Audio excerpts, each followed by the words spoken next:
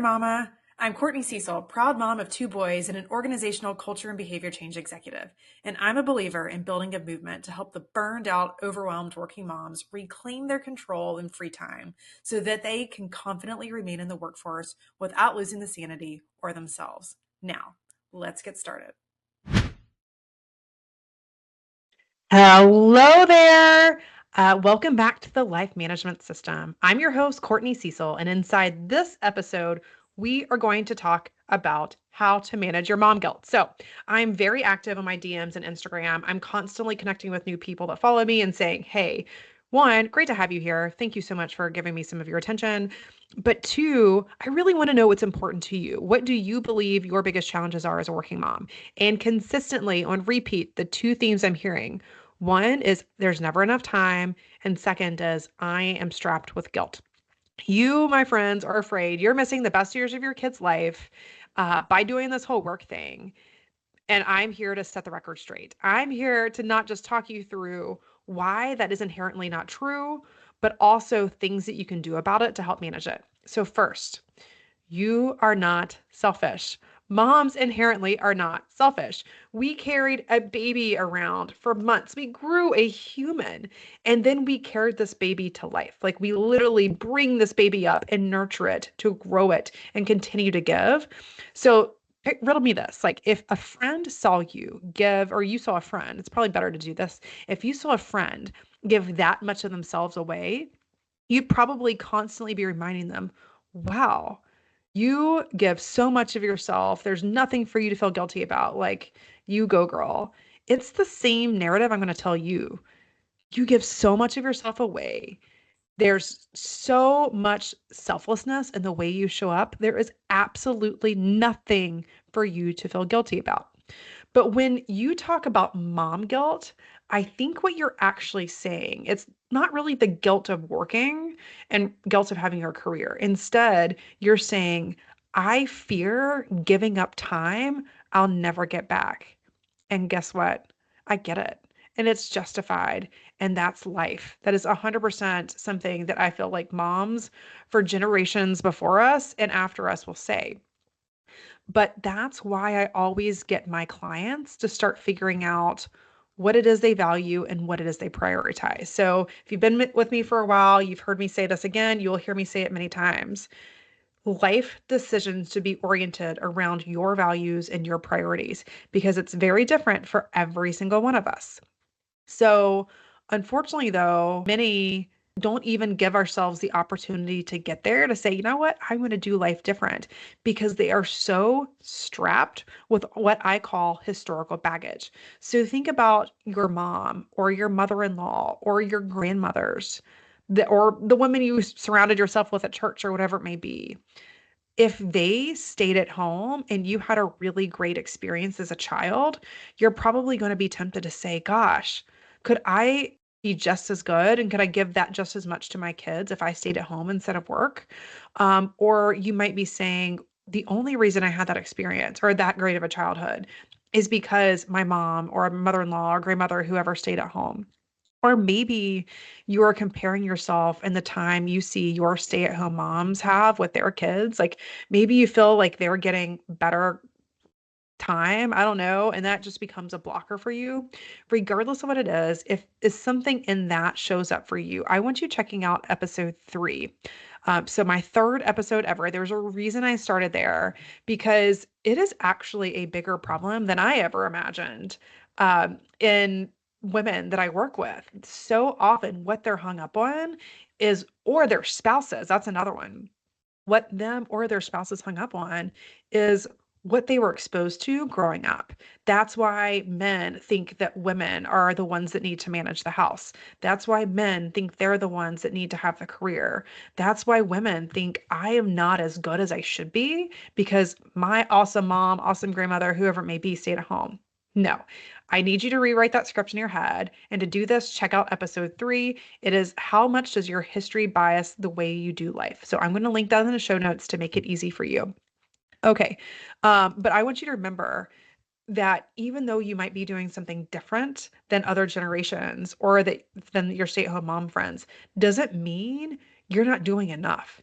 You are giving your kids so much more because you work. Your career is not just helping you stay emotionally stimulated and be socialized and capitalize on all the hard work you've already done. Your career is actually also enabling and providing different experiences for your family that you otherwise would not be able to do. So let me play this out with like using myself as an example. I really prioritize travel. I grew up in a very small town in southwestern Virginia called Tazewell. It was the best childhood. It was a really good experience. I was able to do a lot because it was such a small town. But guys, it was a small town. I said some really embarrassing and dumb things because I was not exposed to other cultures beyond my own. And I was very naive. And while my parents did a lot more travel than most of my friends, our travel was to typical American Southeast places. We were going to Florida, we were going to the beaches in Carolina. Amazing experiences. Again, I'm not meaning to shortchange that. It was a blessing. But it did not help me broaden my cultural aperture. So travel is really important to me. We live in a nice community in Charlotte. I don't want my boys to think that this is all there is. Like I've had the great pleasure of being able to travel to Colombia, South America, where my mother-in-law is from, or being able to spend a month in India and places that really ground you in gratitude. That's important to me.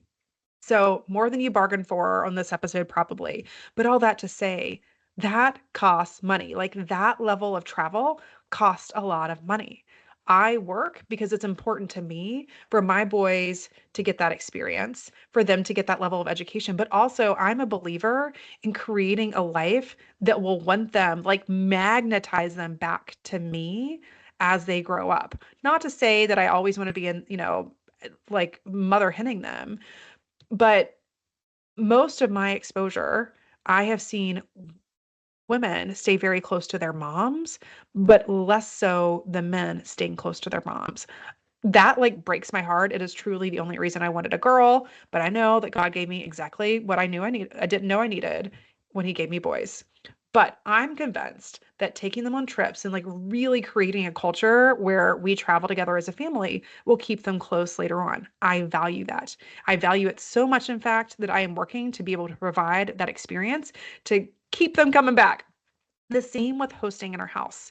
So while I like to think that I don't care for material items, like I am wearing, I kid you not, I have clothes from third grade. I have clothes from third grade that I still fit in and I still wear. While I don't need the shiniest like objects, I jewelry, clothes, bags, my car is from 2013 and has like, I don't know, 160,000 miles or something. Like I don't need that kind of material item, but you know what I really do value? A nice house. Because in my mind, if we have a place that is attractive enough for people to want to come visit, it's going to attract people from out of town to come visit and stay with us.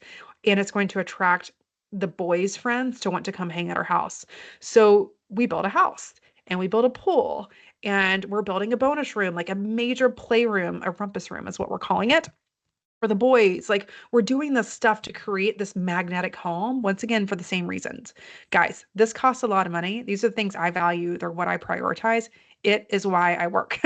The intellectual stimulation, the socialization, that kind of stuff is a nice to have for me because I know myself well enough to know I will find those and other avenues if I wasn't working. But I can get the socialization at PTA as an example, but I can't get the paycheck that's going to pay for my ability to travel and my ability to have a really nice house. So that's why I work.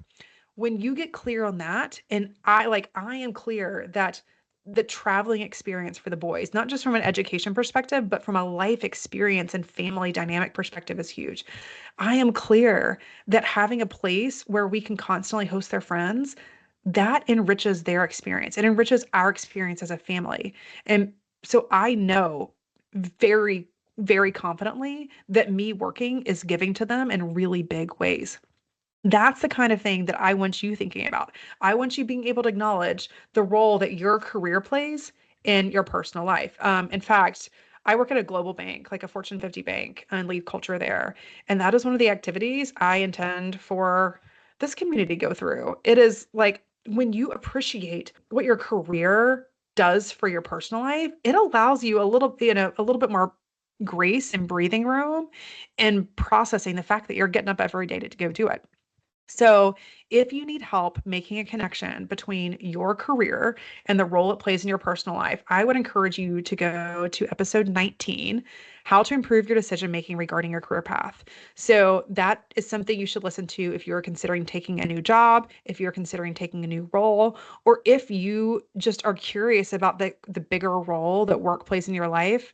Go to that. Go to episode 19. I'm going to link it in the show notes. I think it is such an important part of grounding us on why we do what we do every single day.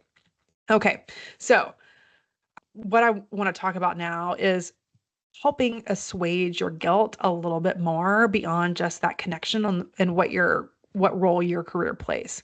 So here's some love notes. My random thoughts on why I completely understand this notion of guilt, but why I believe you're so much more than that. And it doesn't really need to create any sort of mental drain on you. So one, you're setting an example.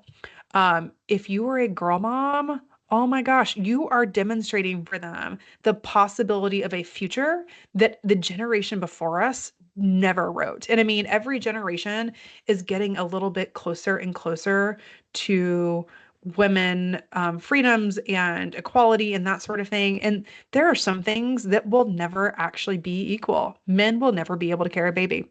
It is scientifically not possible. Men will never have to menstruate. Scientifically not possible. Like there are some things where equity will never be a thing. But there are many ways that you are writing the script for your kids. You are creating a future where your daughter gets to see what a badass you are and encourage her to dream bigger. Then, if you're a boy mom, you are demonstrating that there can be equity in working, there can be equity in home management. It's not, and it doesn't have to be a gender based role. There will be, like that's to me, that's the stuff. I love the way that my husband shows up for me and the boys in the house because it is telling them that, hey, we're in it as a team. All four of us together. It's not just me as the mom, it's not just us as the parent units, it's also them. Like, y'all are part of this team too. You need to carry some load, but like you working helps with that. You are also able to provide something for their present life. So the security, the stability, literally the food and clothes on their back. You're providing something very practical for them there. But you're also more than anything, the difference between a dual income like a single income family, I should say, and a dual income is that in a dual income family, you are better able to provide opportunities for their future too. So sometimes oftentimes with one income, it restrains how big you can dream about the future. But because you are working as well, you are able to provide, and I recognize, like, I don't mean to be tone deaf here. I know I have some very dear friends and moms and listeners that are single parents, and God bless you. I just don't know how you do it. Um, like mad respect. But if you are happen to be in a dual income family, you also probably have the luxury of contributing bigger opportunities for their future, whether that be travel or college or buying an investment house that you can eventually have them buy off of you or, whatever it may be. You are positioning yourself to be able to do that. So you're also investing in their future. Again, there's nothing selfish about that. That is so selfless.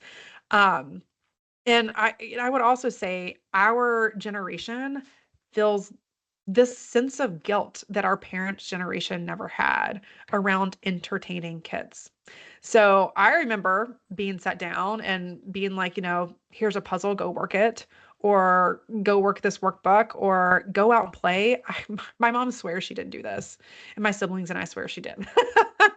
But she, again, I grew up in southwestern Virginia in the mountains, a little town called Tazewell, and we had a lot of woods around us, like acres and acres and acres, 50 plus acres of woods. And she used to lock us out of the house and be like, over summer and stuff, like, kids, go play, like, go get lost in the woods, go explore, create your forts, whatever your like bridge to Terabithia might be. Um, Go do that. So we did, and I guarantee she didn't feel guilty for kicking us out of the house. She she would bring us Gatorade and popsicles every now and then. But she didn't have any guilt. She was an excellent mom, and that's very much the case for many of my friends. Like growing up, we were not entertained, but yet our generation, for whatever reason, feels the need to entertain, and it's probably because we are so used to being stimulated ourselves now, even though we didn't grow up with the same level of technology that our kids are. But guess what? It's okay for your kids to be bored. Constant entertainment is not the goal. Like kids can learn independence by not constantly being entertained. The creativity, their problem solving, like you're growing your future engineers. If you are directing their every movement, they're not never going to be able to exercise those muscles. So it's good for them. And also, moms, I'm here to tell you, kids really don't care about having a spotless home or that perfectly curated schedule. I had somebody in my DMs this week say that having a scripted schedule is her hardest point of being a working parent. And I kind of feel that. Like more than anything anybody sent to me, I'm like, ooh, gosh, girl, like that's it. Um, and we just don't need that. Our kids don't need it. They are just as happy running around the house or having the impromptu like game night with you. That's what they care about. They are going to remember the laughter and the love and those moments when you are more present. They are not going to remember that like back to back to back to back to back schedule that you create for them. So just let that go. But if you do care about a spotless home, I should say, I'm gonna a little advertisement here. If you care about the spotless home and you don't yet understand the value of outsourcing and delegating, I definitely encourage you to listen to my last episode. It was episode 28 on the secret of having it all. Lots of goodness packed in there. Check it out. Again, I'll link that one in the show notes as well. But if you are feeling constantly consumed by guilt, I want you focusing on quality over quantity. Because you might be thinking those stay-at-home moms are getting quantity, but remember, they're also doing all of the things that you don't do. They are doing the chores and the meal prep and all of that stuff that you are capable of giving away to somebody else. They are doing the discipline and the diaper changes and the prepping lunches in the middle of the day that you don't have to do. So they are not mentally present all the time with our kids. But if you are able, I promise, like if you can find 10 dedicated minutes to be with your kids, like no distractions, just you being present with each of them. That's what they need. So for me, that's at night. I read to my boys every night or we'll read something together, or we'll do like my youngest is really into mazes and Where's Waldo and word searches and stuff. So I'll do that kind of thing with him.